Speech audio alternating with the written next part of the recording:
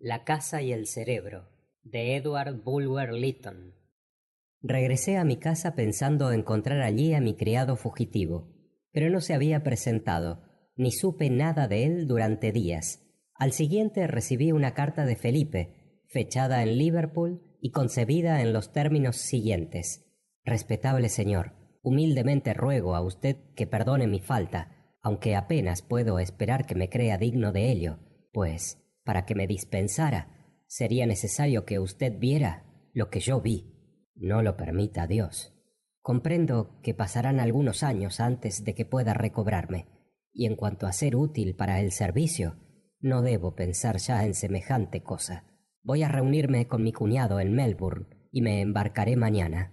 Tal vez este largo viaje me restablezca. Ahora no hago más que alejarme y temblar, pensando que aquello me persigue aún. Ruego a usted, respetable señor, que dé orden de enviarme mis ropas y el salario que me adeuda, todo lo cual recibirá mi madre en Walworth. Juan conoce las señas. Esta carta terminaba dándome excusas y detalles explicatorios algo incoherentes sobre los hechos ocurridos. La fuga de mi criado podía, hasta cierto punto, infundirme la sospecha de que el hombre deseaba ir a Australia y había intervenido fraudulentamente de un modo o de otro en los acontecimientos de la noche. Nada diré para refutar semejante conjetura, y más bien la indico porque a muchas personas les parecerá la solución más probable del singular misterio. La creencia en mi teoría era siempre la misma. Por la tarde volví a la casa con un coche de plaza para recoger los efectos que había dejado allí y el cadáver de mi pobre perro. En esta operación no se me perturbó ni se produjo tampoco ningún incidente digno de mención, como no sea que al subir y bajar la escalera percibí el mismo rumor de pasos delante de mí. Al salir de la casa misteriosa fui a ver al señor J. Encontréle, por fortuna, y le devolví las llaves, diciéndole que mi curiosidad estaba del todo satisfecha. Disponíame a referirle en pocas palabras lo que había pasado, pero me contuvo, diciéndome, aunque con mucha cortesía, que no tenía el menor interés en un misterio no explicado aún por nadie. Sin embargo, quise hablarle de las 2 cartas que había leído, refiriéndole de qué manera tan extraordinaria habían desaparecido, y después preguntéle si creía que pudieran ser de la mujer que murió en la casa, y si había alguna cosa en su historia que pudiese confirmar las negras sospechas que el contenido de las cartas despertaba. El señor J. manifestó asombro, y durante algunos momentos pareció reflexionar profundamente. «Conozco poco», contestó al fin, «la vida de esa mujer en su juventud, y solamente sé, como ya le dije al hacerme usted su primera visita, que su familia era conocida de la mía. Mas ahora despierta usted en mí algunos vagos recuerdos que en nada favorecen a la difunta. Tomaré informes y le daré cuenta del resultado. Aunque pudiéramos admitir la supersticiosa creencia popular de que una persona que hubiese sido la perpetradora o la víctima de negros crímenes en vida podía visitar de nuevo como espíritu la escena en que aquellos se cometieron, yo observaría que la casa fue teatro de extraños espectáculos antes de que la anciana muriera, percibiéndose allí singulares sonidos y rumores. Usted se sonríe, según veo. ¿Qué se le ocurre contestarme? Yo diría que estoy convencido de que si se pudiera llegar al fondo de esos misterios, hallaríamos un agente humano que pertenece al mundo de los vivientes. ¿Cómo?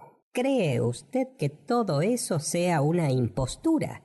¿Qué objeto tendría?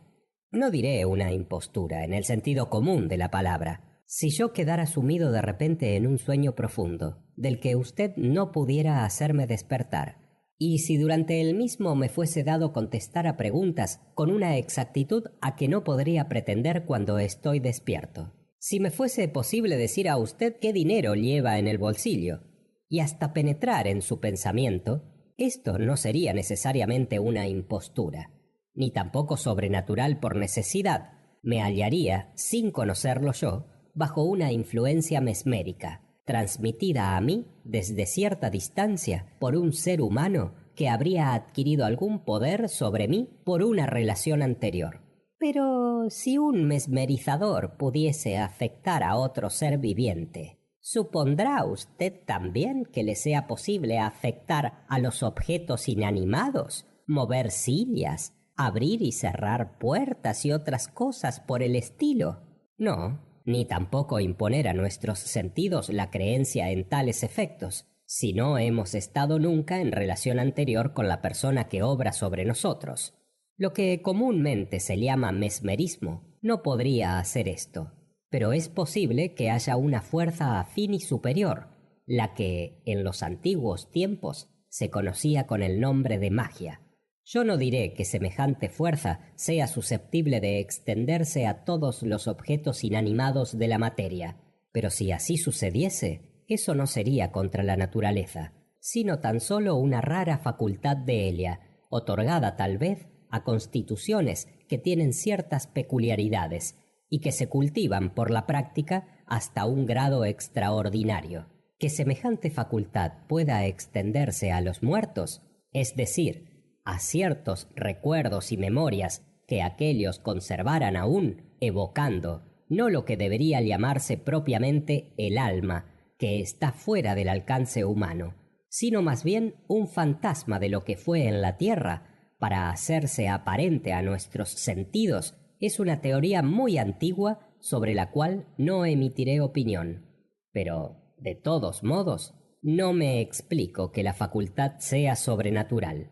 Permítaseme demostrar lo que quiero decir con un experimento descrito por Paracelso como cosa no difícil y que el autor de las Curiosidades de la literatura cita como increíble.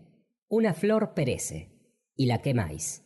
Los que eran sus elementos en vida desaparecen, dispersándose no se sabe dónde. Ya no se pueden descubrir ni recoger jamás, pero por medio de la química es posible reproducir del polvo quemado de la flor un espectro de ésta tal como era en vida. Lo mismo podría suceder con el ser humano. El alma ha escapado también como la esencia o los elementos de la flor, y, sin embargo, se puede obtener un espectro de él, y el fantasma, aunque considerado por la superstición popular como el alma del difunto, no se ha de confundir con el alma verdadera.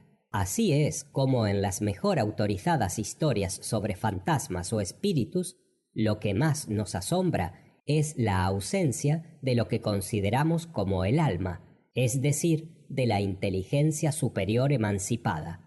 Esas apariciones se presentan para poca cosa, o sin objeto alguno. Rara vez hablan cuando se dejan ver, y si lo hacen, no emiten ideas superiores a la de una persona ordinaria en la tierra.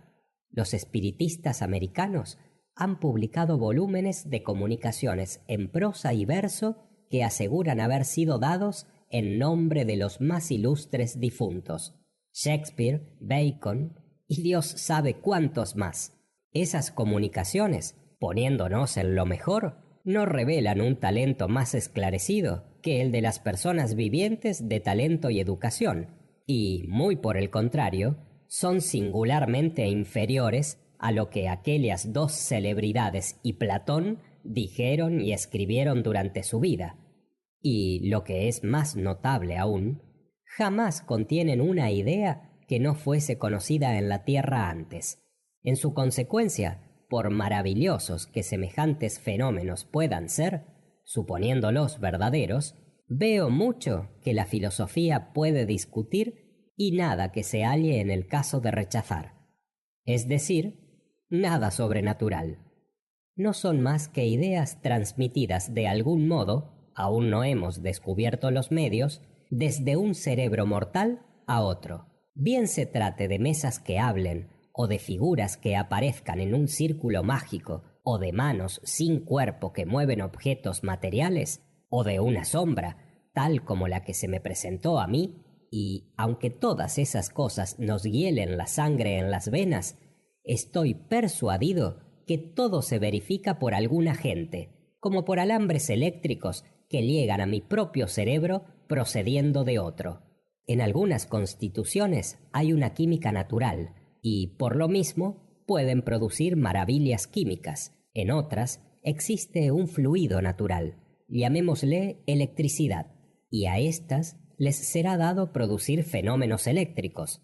Pero las maravillas difieren de la ciencia normal en que son semejantes, sin objeto ni fin alguno, pueriles y frívolas, no conducen a grandes resultados, y de consiguiente el mundo no hace aprecio de ellas, y los verdaderos sabios no las cultivan. Seguro estoy de que todo cuanto vi y oí, un hombre fue el remoto originador, inconsciente, a mi modo de ver, en cuanto a los efectos exactos producidos, fundándome en el hecho de que no hubo dos personas que experimentaran o vieran la misma cosa. Ahora bien, obsérvese que tampoco hay dos personas que sueñen la misma cosa. Si esto fuese una impostura vulgar, la maquinaria estaría dispuesta para resultados que variasen muy poco, y si se tratara de un agente sobrenatural permitido por el Todopoderoso, seguramente tendría un fin determinado.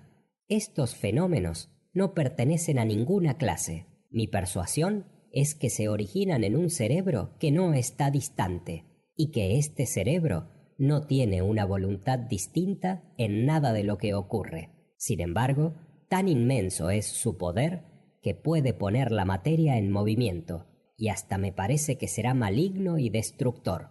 Alguna fuerza material debe haber matado a mi pobre perro, y la misma fuerza, por lo que yo sé, habría sido suficiente para aniquilarme a mí si me hubiese subyugado el terror como al animal y a no oponer mi espíritu suma resistencia. —¿Con que mató al perro de usted? —exclamó el señor J. —Eso es terrible. Lo más extraño es que ningún animal quiera permanecer en esa casa, ni siquiera un gato, y en cuanto a las ratas y ratones, jamás se ha encontrado uno allí. El instinto de la creación animal descubre muy pronto las influencias mortíferas para su vida. La razón del hombre no es tan útil, porque tiene una facultad de resistir más suprema. Pero basta ya. ¿Comprende usted mi teoría? Sí, aunque imperfectamente, y admito que sea una jugarreta más bien que aceptar, desde luego, la noción de fantasmas y duendes de los que tanto nos hablan nuestras nodrizas. De todos modos, mi desgraciada casa sigue careciendo de valor alguno. ¿Qué podría yo hacer con ella? Yo le diré a usted lo que haría. Estoy convencido, por mis propios sentimientos interiores, que el reducido aposento sin muebles, situado en ángulos rectos con la puerta de la alcoba que yo ocupé, constituye el punto de partida o receptáculo para las influencias que invaden la casa. Y le aconsejaría a usted con insistencia que mandasen abrir las paredes y cambiar el suelo de la habitación. Observo que ésta está separada del cuerpo de la casa, construido sobre el pequeño patio interior, y se podría suprimir sin perjudicar el resto del edificio. ¿Y cree usted que si yo hiciera eso? —Cortaría usted —interrumpí— los alambres telegráficos. Haga usted la prueba. Estoy tan persuadido de que será así que pagaré la mitad de los gastos si se me permite dirigir las operaciones. —Gracias. Yo puedo muy bien sufragar todo el gasto. Y por lo demás, permítame usted avisarle por escrito cuándo debe comenzar la obra. Unos 10 días después recibí una carta del señor J. anunciándome que había visitado la casa, que encontró las 2 cartas en el cajón de donde yo las tomé y que había mandado practicar un informe sobre la mujer a quien se dirigieron aquellas. De la información desprendíase que hacía 36 años, uno antes de la fecha de las cartas, que la mujer se había casado, contra la voluntad de sus parientes, con un americano de antecedentes muy sospechosos que, según rumor general, había sido pirata. La mujer era hija de respetables comerciantes y había servido como nodriza o aya antes de su casamiento. Tenía un hermano viudo, considerado como hombre muy rico, y éste conservaba a su lado un niño de 6 años de edad. Habría transcurrido un mes desde que se celebró la boda, cuando un día se encontró el cadáver de aquel hermano en el Támesis, cerca del puente de Londres. Notáronse en él algunas señales de violencia en el cuello, pero no se consideraron suficientes para instruir una causa criminal, y dióse el veredicto de ahogado por accidente. El americano y su esposa se encargaron del niño, pues el hermano difunto prevenía en su testamento que la hermana se encargase de cuidar a su único hijo, y, en el caso de morir éste, aquella debía recoger la herencia. El niño falleció unos 6 meses después, y supúsose que se le había maltratado, pues los vecinos declararon haberle oído gritar por la noche. El cirujano que examinó el cadáver dijo que estaba demacrado como por falta de alimento y que tenía en distintas partes del cuerpo manchas lívidas. Asegurábase además que cierta noche de invierno el niño, ansioso de escapar, salió al patio interior, quiso escalar la pared y cayó al fin, exhausto de fuerzas, habiéndosele encontrado en el duro suelo por la mañana, casi moribundo. Sin embargo, aunque había algunas pruebas de crueldad, esto no probaba el asesinato, y la tía y su esposo trataron de atenuar la crueldad alegando que el niño era testarudo y perverso, y no tenía del todo sano el juicio. Como quiera que sea, al morir el huérfano, la tía heredó la fortuna de su hermano. Antes de terminar el primer año de casado, el americano abandonó de repente el país y no se le volvió a ver más. Había obtenido un barco para sus expediciones y se perdió en el Atlántico 2 años después. La viuda quedó en la abundancia, pero sufrió algunos reveses de fortuna. El banco en que tenía sus fondos quebró, dedicóse a pequeños negocios y llegó a ser insolvente. Después dedicóse al servicio, empobreciéndose cada vez más, y nunca la quisieron tener mucho tiempo en una casa, aunque nada se hubiese declarado contra su reputación. Reconocíase que era sobria, honrada y de carácter pacífico, pero en nada podía prosperar, y he aquí cómo, al fin, hubo de buscar amparo en el hospicio, de donde la sacó el señor J., para confiarla al cuidado de la misma casa en que había vivido como señora durante el primer año de su casamiento. El señor J. añadió que había pasado 1 hora solo en el aposento desamueblado, siendo tal su miedo que había resuelto derribar las paredes y cambiar el suelo como yo indiqué. Para esto tenía ya albañiles, y se comenzaría la obra cuando a mí me pareciese. En su consecuencia, fijóse el día y acudí otra vez a la casa de los fantasmas.